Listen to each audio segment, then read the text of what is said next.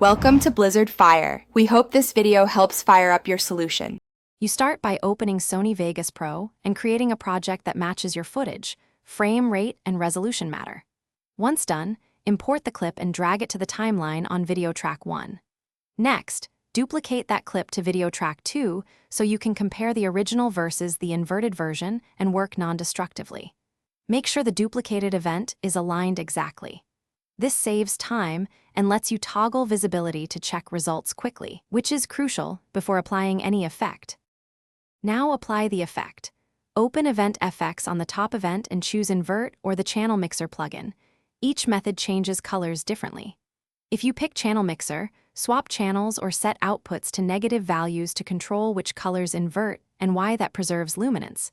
If you use Invert, it flips all channels at once for a faster result. Once active, adjust opacity, set a blending mode like screen or overlay for creative looks, and use color curves to correct contrast and hue shifts. To finalize, solo toggle tracks and render a short test clip using the same codec and resolution as your final output. This confirms color behavior after compression.